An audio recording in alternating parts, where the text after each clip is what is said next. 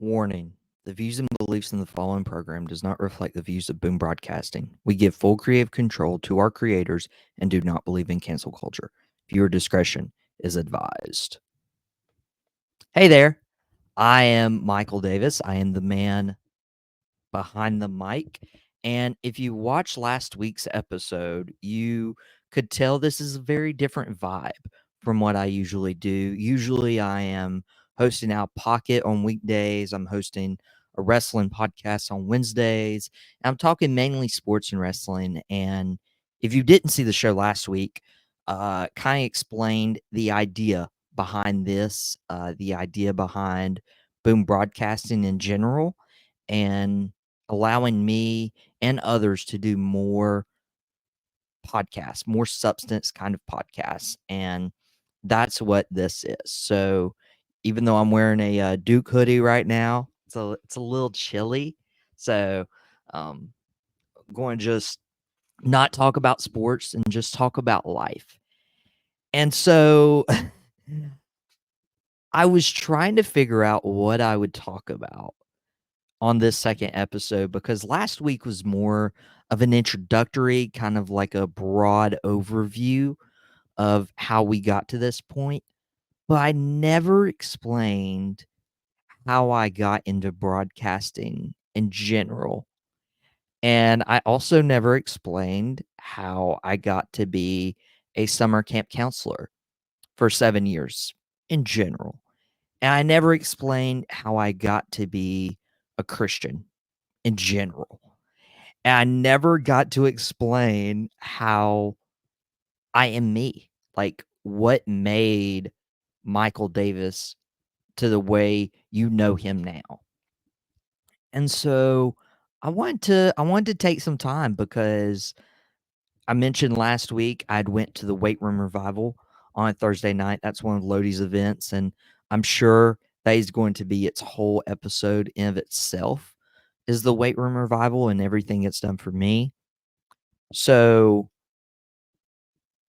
I was talking to my dad, and this is one of my favorite things about the Weight Room Revival is it allows me and my dad to go 2 hours to the event and then 2 hours back in the same night, and we just get to talking, and we may listen to some music, we may talk about sports, particularly the Dallas Cowboys, but mainly it's like talking about life and kind of a good reflection on whatever I'm struggling with at the time, whatever he's dealing with at the time. But we kind of started talking about how much life would be different if, all of these chains of events didn't happen. And a big part of who I am, I mentioned it last week, is my faith. But another big part of me is this podcasting stuff. I love it. I enjoy it. So how did that come to be? Well, there's never really light at the end of the tunnel without going through a tunnel first. And that tunnel was middle school. How fun is that, right? So in elementary school, was getting A's all the time, no problem, teacher's pet kind of deal. Never got in trouble. I got sent to the principal's office one time, and it was for a reward because I, in kindergarten, wrote 1 to 26 and got like a treat, like it's somewhere on our family fridge. Elementary school was great, like obviously peaked there, right? So then you go to middle school, and elementary school was a super, super small school. And then middle school was like a conglomerate of all of these different schools around. And so you go from, classes of like maybe 15 kids, give or take, to, oh, wow, there are like classes of 30 plus, so twice the size. And there's different blocks, so you're like split up from all your friend groups. Sixth grade, I got my first grade that wasn't an A. I think it was a B or a C in English. and was like, "Man, this stinks." And I didn't really love my English teacher after that. Well, 6th grade was fine. I mean, overall, 6th grade was fine. I would sit around the lunch table and talk sports with, you see him on the Out of Pocket. Austin Summers was one of those guys. Um, so kind of like foretelling a little bit of what I would do with my adult life. 7th grade was interesting. 7th grade, I was in my first week of class, and then I'm called to the office, and they're like, "Hey, we got your schedule wrong." And I'm like, "What are you talking about?" They're like, "Well, you're placed in the higher class of math, but you're not placed in the higher class of science, but you're like, middle of the pack with ink." And they just like kept doing that. And instead of traveling with one group of students the entire day and getting close to them, they placed me in three different groups for four different classes. And that did, I see their intentions with it, right? Making sure I quote unquote have the best education. But instead of that, it just allowed me not to get close with any of the groups or the classes. And so there I was, like everybody spend all day together, and I may just spend like, you know, 30 minutes with somebody in, math class or whatever. It really good on paper, but not executed properly, I would say. But it's totally okay. I'm sitting here right now and on the verge of 26 years old. Like I'm okay, right?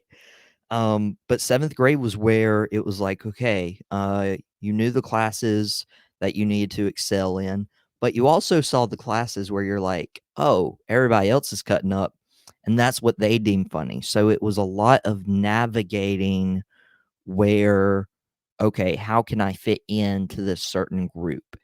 And that's why this wasn't necessarily the greatest idea, is, okay, now, okay, I gotta fit in, like, and I only have a short allotted amount of time to do that, because my homeroom was different from my math class, which was different from my science and social studies, which was different from my English, which was different from my PE or my health. All of this stuff. So, there was a certain group where I was like, "Okay, I gotta impress people, impress people, impress people." So, I started, like, pushing pushing my, limits with a couple of the teachers. Never had done that before. Surprised none of them called home. I begged one of them not to one time. I can't even remember what I did. One of my favorite things was balling up the, chicken wrappers, sorry to the janitor, and tossing them up in the, like, big light ceiling fan, in the hallways. That was one of my favorites. Others I won't say, but it was an interesting time to navigate, like, especially as a 12-year-old, like, wanting to fit in, and that's, like, a middle schooler's main purpose, is to try to fit in, like, and find who they are, and me being split up in those 3 classes made it a lot more difficult. So, fast forward to 8th grade, and I'm going for the football team, and, before our first game, I get hit in practice by one of my buddies, and I actually break my collarbone. And it's quote unquote more of a fracture, right? And so I go to the doctor, and I remember when I heard it too, was I was like, I was doing jumping jacks, and, I was like, this don't feel right. Like, I can't get my arm move all the way. And the next morning I went to the doctor, and they're like, yeah, you broke it. And I was like, man, well, how much time am I going to miss? And the doctor was like, I don't know. Like, we'll see. We'll see you back in like 6 weeks. And then 6 weeks goes by, and, okay, it's another 6 weeks. And it's like, well, dang, that's the entire football season, right? Because I heard it in August, and, the football season in middle school doesn't last that long. Like, I think we were done in November, if I'm not mistaken. especially since we lost our playoff game up in Ashe County. But the entire time, it's my left arm, right? So I have my left arm here, and where I'm mic'd up right now, I'd be carrying the water cooler. Like I didn't miss a practice, I didn't miss a game, unless like I was at a doctor's appointment. Like I was that dedicated, right? Saw my coach actually just this past week on Sunday. Shout out Coach Reese. He was awesome, and now he's like one of my bigger supporters with all the shows I'm doing. Um, but I was struggling, right? Like, and of course, like middle school, middle school kids, especially boys, and no offense to anybody with this is why we throw the disclaimer out, right?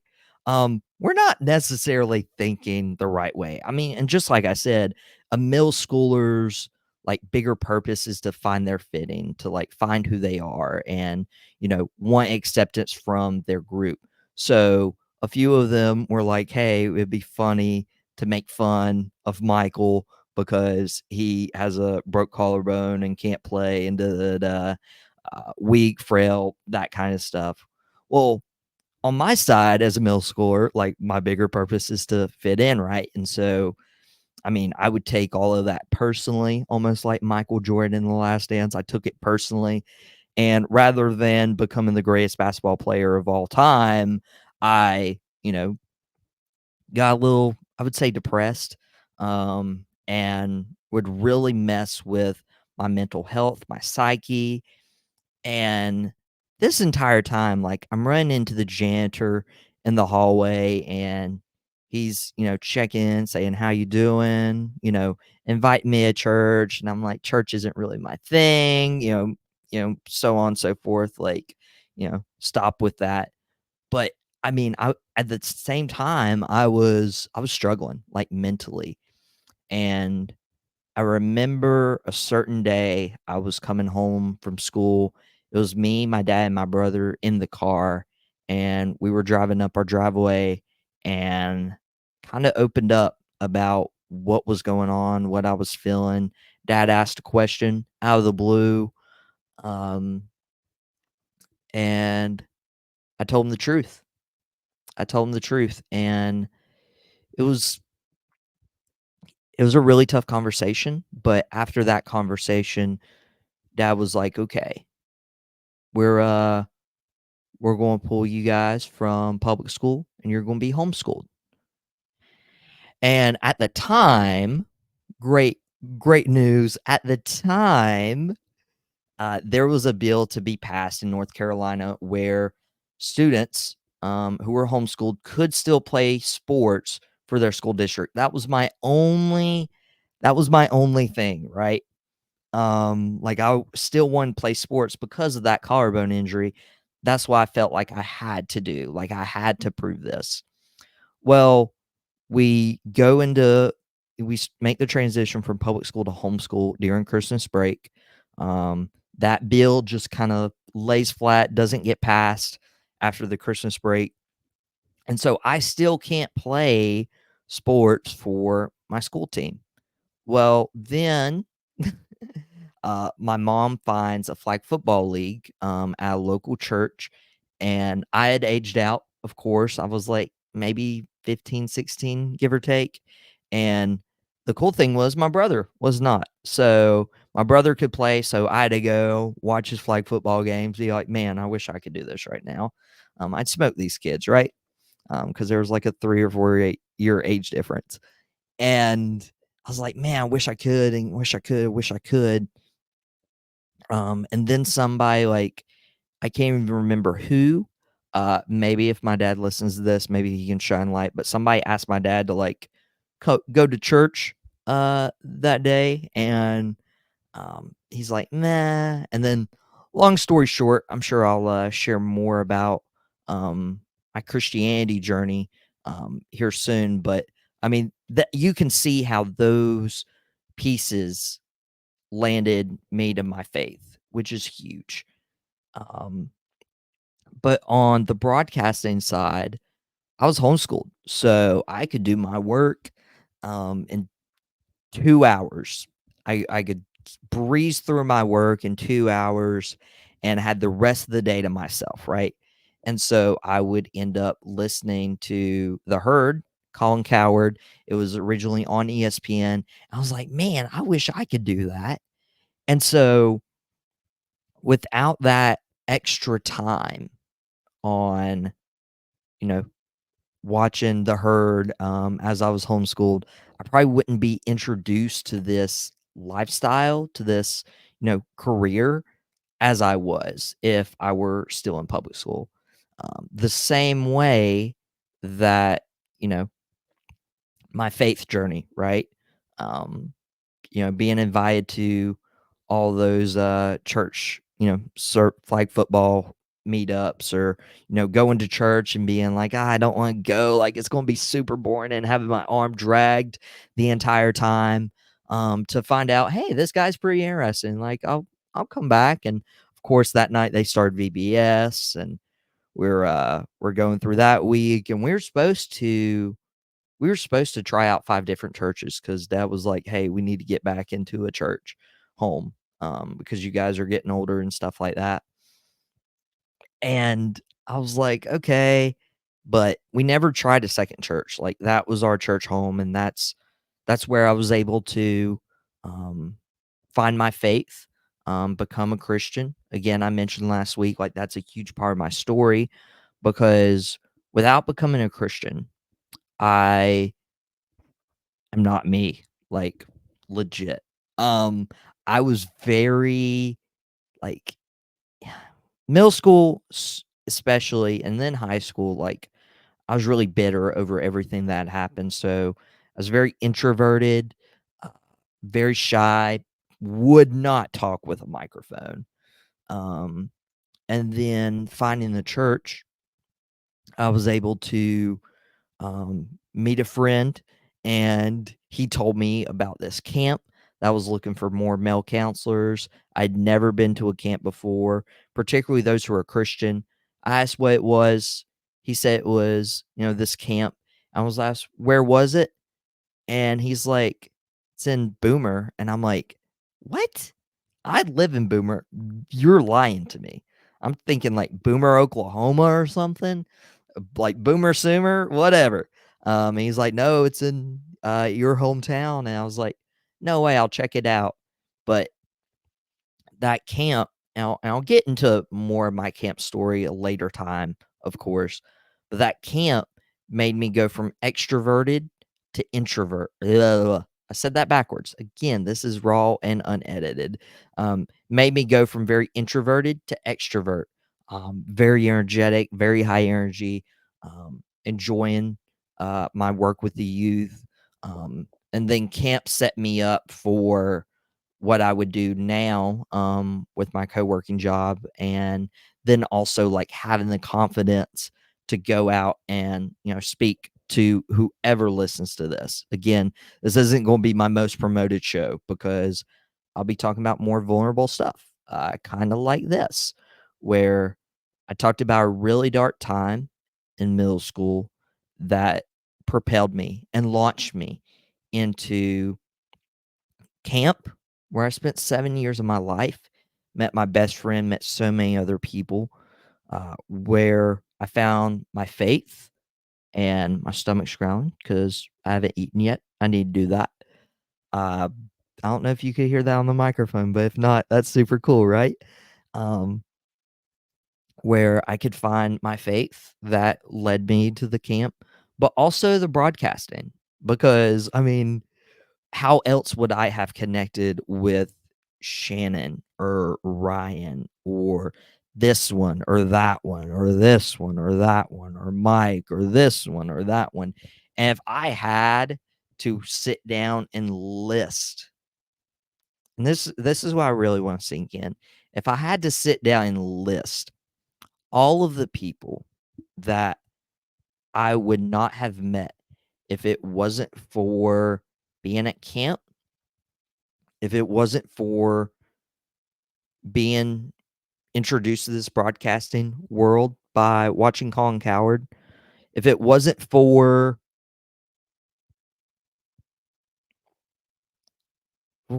any of this, If it if it wasn't for camp, if it wasn't for my broadcasting industry, if it wasn't for finding my faith, all that list of people that I would have met and interacted with, they don't exist to me, for several reasons. One, if I'd kept going and didn't seek a way out, didn't seek a light at the end of the tunnel, I never meet these. If there is no light at the end of the tunnel, I never get an opportunity to meet these people. I sunk in a little bit.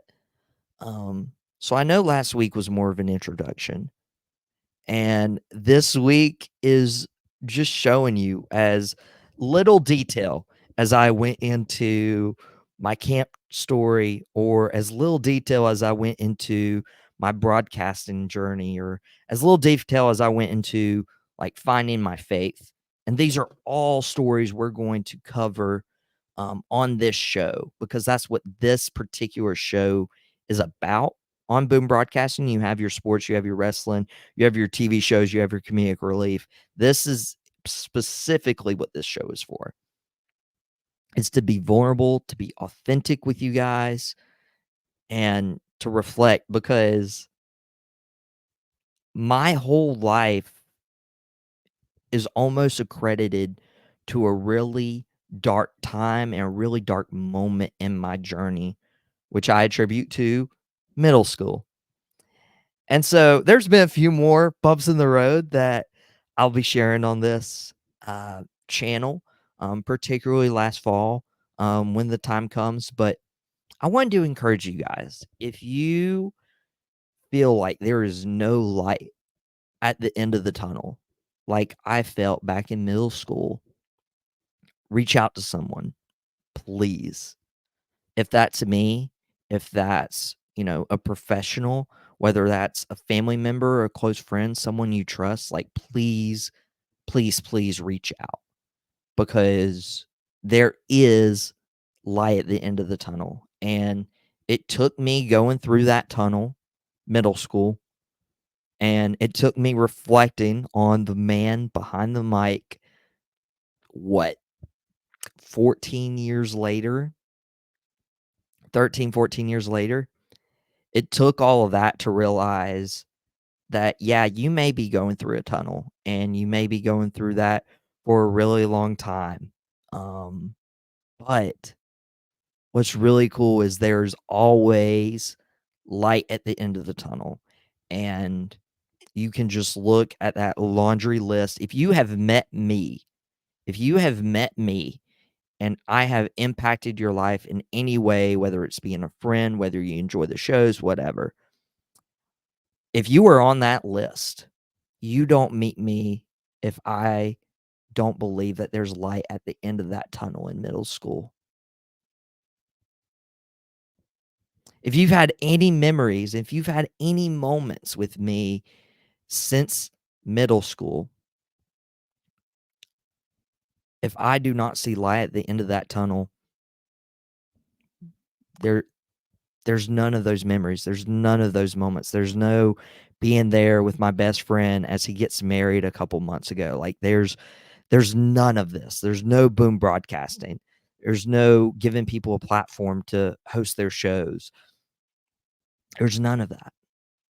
And so, again, I'm a Christian. Um, I attribute my faith to being where I'm at. I thank God, because even when I wasn't a Christian in middle school, and even when I couldn't see that quote unquote light at the end of the tunnel, people were encouraging me, and people were telling me, hey, you will make it through this. This is only a season. And I'm telling you this, if you're in that tunnel, this is only a season. And I'm proof of that. And I'm excited that I get to sit here and talk to you, and, talk with you, like text me, call me, whatever the case may be. And that I can hopefully let you know or remind you there is light at the end of the tunnel. Next week, we'll be back Saturday morning for the man behind the mic, and we're going to keep having some of these conversations. And I know I did brief the camp, the church, my faith, uh, broadcasting. Like I briefed all of those for a reason. There's a lot more to a lot of those stories, and we will get to those. And B, I needed to show you guys that there is light at the end of the tunnel, and there's so much more we can cover in just 25 minutes on this show. So, this has been your boy, Michael Davis, sitting here, experiencing the light at the end of the tunnel. And this has been the man behind the mic, and that man is me.